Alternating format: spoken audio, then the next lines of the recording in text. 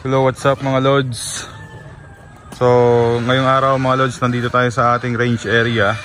So dito yon sa kabilang farm lot na inupahan natin. Bisitahin natin mga lods, check natin yung ating mga early birds.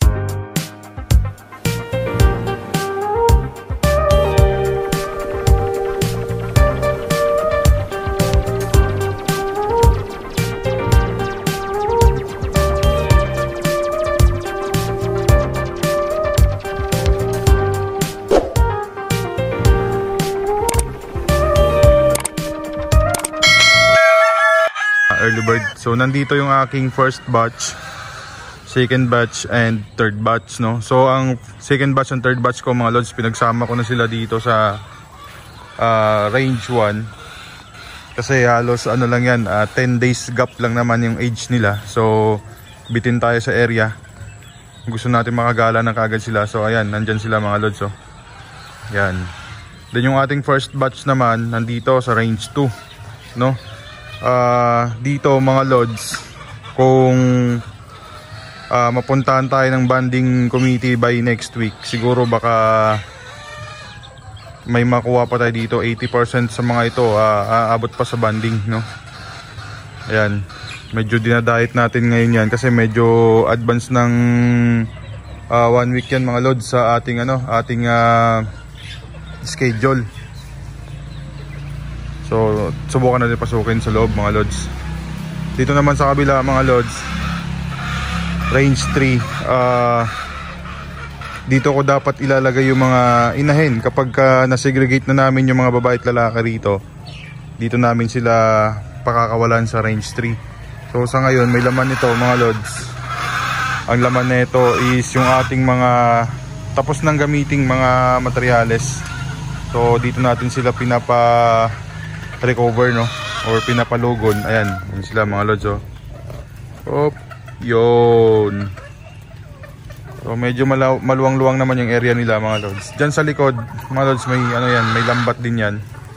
So hindi naman basta-basta sila nakakalipad. Ayan, pasukin natin yung ating range dito mga lods. Ayan, pasok tayo dyan sa loob.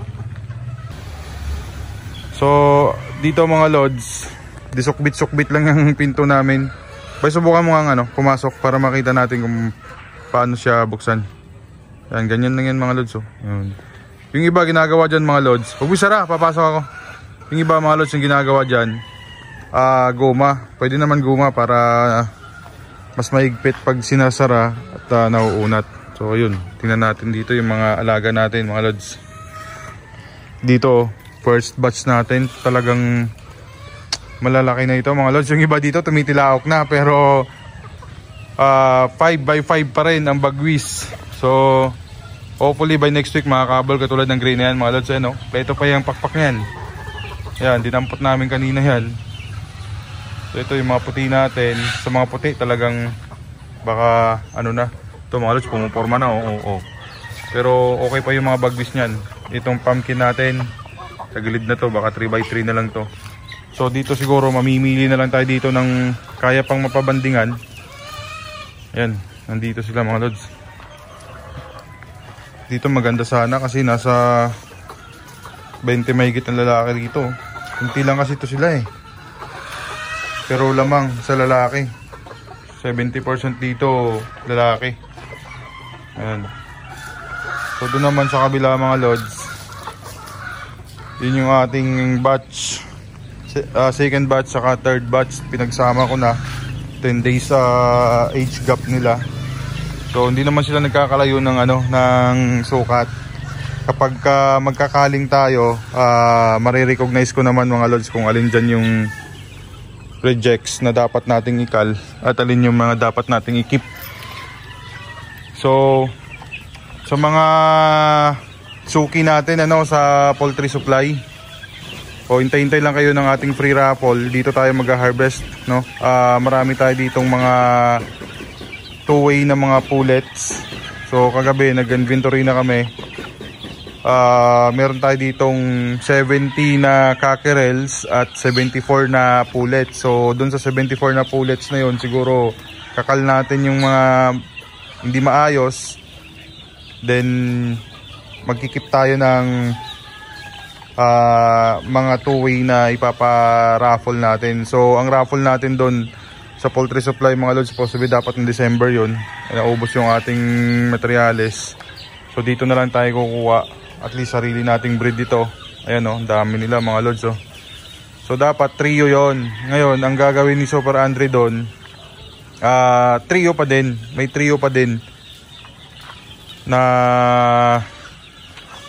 signature line natin. Then dadagdagan natin ng ng siguro mga 10 to 20 na baby pullets, no?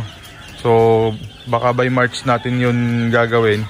Abang-abang lang kayo mga lods, basta kada bili nyo mag-drop lang kayo ng ticket doon. So lahat naman magkakaroon ng yan, ng premyo. Ayan mga lods, ang gaganda na ng mga yan. Yun. Bay, ito parang to sa Robles by Yellow-Legged Dutch yan. Ito, to. Sana hindi mahirap din kasi hulihin dahil ang luwang ng So ito mga lods, binungkal namin yan, bahay ng anay. Kaya dyan sila madalas tumatambay, nangangalkal ng anay dyan. Ayan, mataas kasi yan.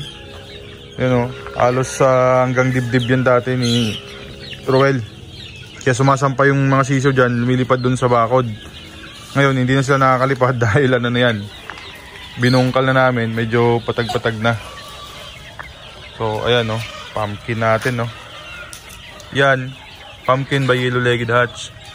Then kay Idol Harry, naghahanap siya ng bulik. Meron ako dito nakita, dalawang maayos na bulik. Ayan, no? Magkadikit sila, oh. Yan. Yan, Lods. Yan ang mapupunta sa'yo. Ito, kumakain pa yung iba. Kain-kain lang kayo dyan. Pakabusog kayo. Ayan mga lods. Yung iba nandun na. Bay, huwag masyadong tabuyin, bay. Ayan mo lang. Baka masipat ka dyan ni YT. Bawal kasing yun yan. Basta makita na lang hindi komportable yung mga manok. Delikado na naman tayo. Ito mga lods, daming anay dito talaga. Kinakalkal na mga yan, no? Yan. So yung ginawa namin dito mga lods, kubo na lang na ganyan, ayos naman. Then may lambat kami dyan sa likod ng pader. Ayun, no, mataas, para hindi talaga sila nakakawala.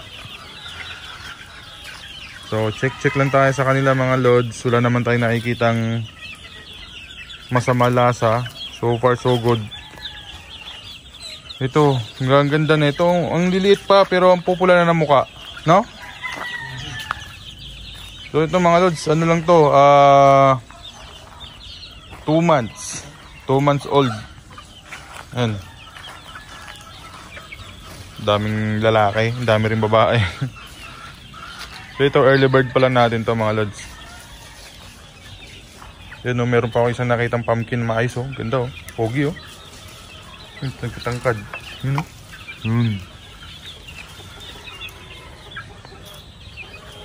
So mga super under gray natin nandito rin. Whites. Ayan.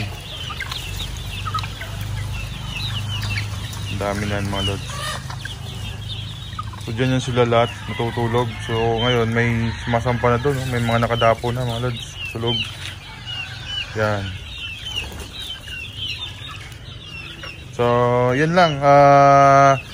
Shout out dyan, no, kay brother Manuelito Kanda na nasa New Zealand ng Isidori Game Farm ng Santa Ana, Pampanga. So yun mga lods, kung napapansin nyo yun sa likod, meron tayong dyan, I mean sa harap pala, bakanting area pa. Subukan nating lagyan ng TP o baka hardening pen na lang. Tingnan natin kasi maluwang pa naman yung cording area natin. Wala pa naman tayong itatali. Siguro pag sumikip din talaga pag wala namang pagtalian. Kasi 92 TPs lang meron tayo. Pero itong early bird natin nasa, siguro dito sa second batch and third batch, makakuha tayo dito ng 70 na cockerels. And then dito naman sa first batch, may higit 10 pa makukuha natin dyan. So more or less mga nasa 80 na yung ating mapapabandingan. no? And meron pa tayong local. Sa local natin, kaunti lang ating pinalabas mga lods. Nasa 100 plus lang na sisiw yun. So ang target lang naman natin dun siguro 40 to 50 stags lang. Then sa ating national band, ayun, nakapag-load na tayo ng 216 plus 72. So mga nasa 93, mga ganun kadami mga lods. Hindi na tayo magbe-breed ng late born mga lods. Hindi na natin kayang i-accommodate yun. Baka makompromise lang natin yung quality ng mga sisiw kapag pinilit pa natin mag-breed tapos hindi na natin maasikaso na maayos at hindi na rin kakayanin ng ating facilities. So tama na muna to mga lods. Siguro ngayong taon 400 to 500 lang na sisiw. So siguro mga nasa 200 plus lang na stags ang target natin. Malit lang. Tingnan natin unti-unti. Mag-adjust na lang tayo by next year ulit. So dito tayo kukuha ulit ng mga panibago nating materyales. Kaya ikikip natin yung iba dyan na mga inahin. Ayan. So yan lang mga lods. Konting update lang dito sa range area natin.